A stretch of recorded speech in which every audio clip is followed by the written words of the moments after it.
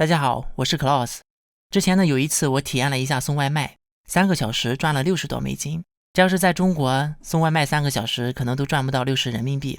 在美国就算你是没有学历没有技术的底层人民，要赚到钱也不是那么难。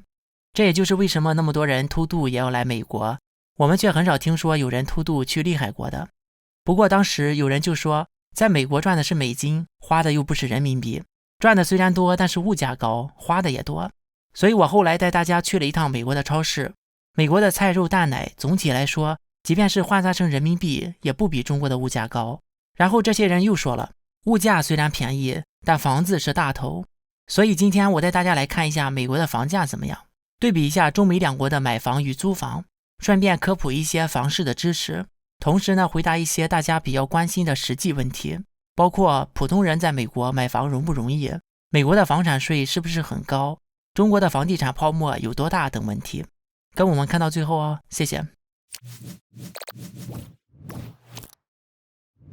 要看房价最直观的方式莫过于直接到中介网站上查询了。Zillow 是美国最大的房屋在线中介。我们来看这一栋别墅，有4个卧室，3个卫生间，有车库、厨房、前厅、客厅，还有后院、草坪等，售价78万美金，折合人民币510万。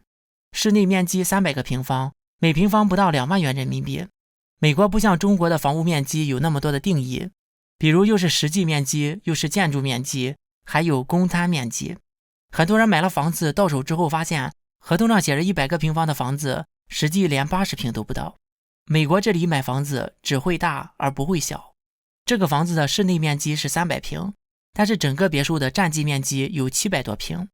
这里又涉及了一个房和地的所有权问题。在中国买房只有70年的使用权，更不会拥有土地的所有权，而美国是尊重土地和财产的私有。如果你买了这一套房子，不仅300个平方的房子永远是你的，就连这700平的土地也是你的。这个房子的位置距离美国第2大城市洛杉矶市中心开车1个小时。那么我们来对比一下中国的房价。在中国距离1线城市1个小时的距离，是肯定买不到低于2万1平的房子的。在中国第2大城市的北京，整个北京市就不可能找到低于2万1平的房子。北京6环外的房子都要4万1平，低于2万的房子只能到2线城市的周边去买。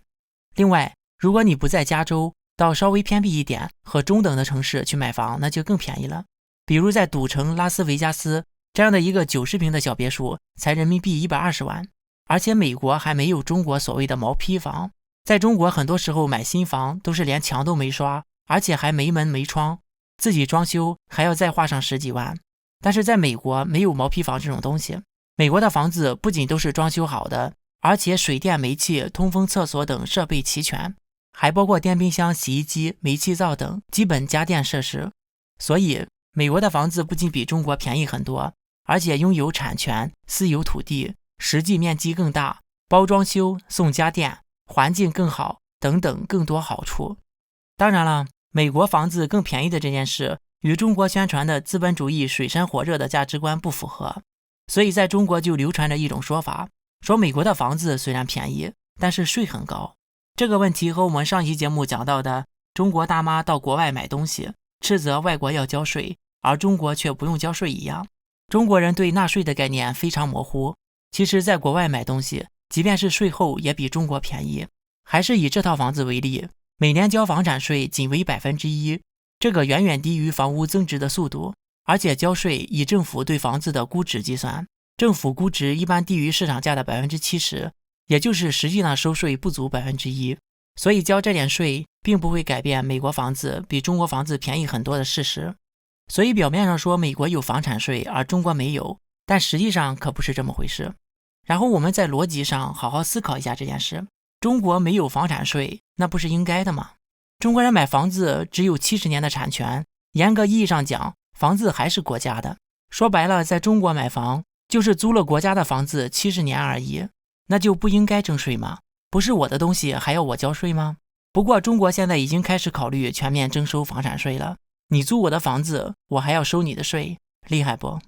有些人说中国的房子比美国贵，是因为中国人多，实则不然。中美两国差不多大，中国的人口是美国的3倍，但是美国人大多住别墅，美国的居民楼很少有超过3层的，中国最低也是6层，甚至几十层的居民楼非常常见。所以拿中国人口多来解释并不是那么合理。话说回来，那么美国房子便宜，再加上美国人收入比中国高，而且美国本地居民买房最低零首付，然后呢，美国的房贷30年利息平均为 3.99%， 而中国房贷平均利率为 5.28%。 也就是说，对比中国人来讲，美国人不仅买房更容易，而且还房贷的压力还更小。如果买房是用来投资的话，那么在美国买房就更合适了。比如买这一套房子，在首期 20% 的情况下，加上交税、保险等费用，月供$3500，而出租出去的话就有$3600的收入。也就是说，买房房客替你供，你只要出一些水电费和维护费就可以了。这也就涉及了一个投资房产的专业术语——售租比。美国的平均售租比是 12.93， 也就是说13个月的房租就能买下这个房子。售租比越低，买房就越划算，而相反，租房就更划算。根据国际历史数据分析，售租比在17到25之间，属于房价正常。如果低于17，说明房价处于低谷，是买入的好时机；如果高于25，说明房地产存在泡沫，买房就不如租房。而根据中国地产网的报道，中国50个大中城市平均售租比为611，也就是说，买房的钱能租房51年，而房子的产权只有70年，买房自住的意义已经没有了。611的售租比远远高于25的泡沫指标。还是以这套房子为例，有4个房间，租金$3600，租一个房间就要人民币5000多块钱了。而在中国，要是不到2万一平的房子，其中的一个房间5000块出租，肯定没人租的。中国极不正常的售租比反映出了巨大的房产泡沫。那么为什么中国的房子那么贵，租房却很便宜？那是因为高房价完全是资本运作的结果，让权贵和资本家更有钱。500万的房子转手卖1000万，他们买房不是为了出租，泡沫就这么一直吹，让有钱人更有钱，让穷人更穷。韭菜996一辈子，用一条命换一套房。虽然房价可以一直往上吹，但是底层百姓的工资却不涨，而房租却是和收入挂钩的。如果你收入是1万元人民币，那么不管房价有多贵，你是不会拿出8000块来租房子的。所以说，虽然中国的房价是天价，但人民的收入还是那么低，那么租金也就不会高。而美国就不一样，虽然一个月花$1000来租房，换算成人民币感觉挺多，但是对于普通美国人月收入$4000来计算，也就是一半的一半。虽然在美国买房非常容易，但是美国人对于买房却没有中国人那么热衷。主要原因就是美国没有户口，不像中国一样限制人口的迁徙、工作和生活。特别是在中国买学区房能保证子女的教育，而美国人想去哪就去哪，可以随便去任何一个城市工作和生活。所以在美国虽然房子很便宜，但是美国人，特别是年轻人，还是愿意租房。如果你觉得美国更适合生活的话，可以联系我，免费提供移民方案。好了，下面进入网友互动环节。上一期节目我们分析了中国人爱国爱党、维护党妈、把祖国当母亲的根本原因是来自于缺乏纳税人意识。网友 OOHH 说，我也是翻墙出来才意识到自己是纳税人，没翻墙之前在国内根本没有任何媒体和书籍提到纳税人这个概念。网友 Bentley 说，大多数中国人真的对纳税人和国家基本福利一点概念都没有。如果和北欧相比的话，美国已经算福利很低的国家了，但是疫情还是多次给大家发了钱，甚至我一个在美工作的外国人都有拿到，因为我也是纳税人。而且发钱的同时，物价基本维持不变。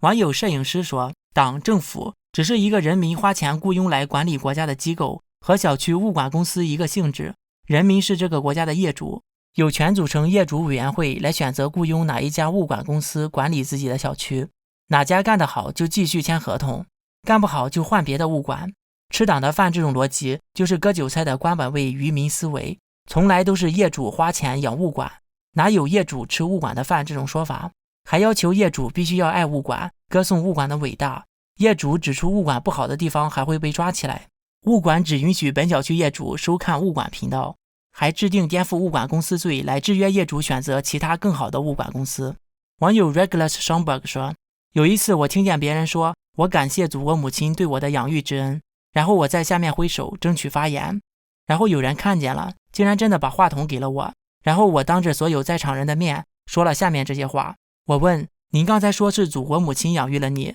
那看来您在孤儿院度过的童年一定很幸福吧？他说，我不是孤儿。我说，这个世界上只有孤儿是被国家和政府养大的，你有父母，你为什么要说祖国母亲养育了你？你为什么要撒谎？你对得起你父母吗？然后我被保全赶出了会场。好了，本次节目就到这里，感谢大家点赞、订阅、留言和分享，我是 Klaus，我们下次再见。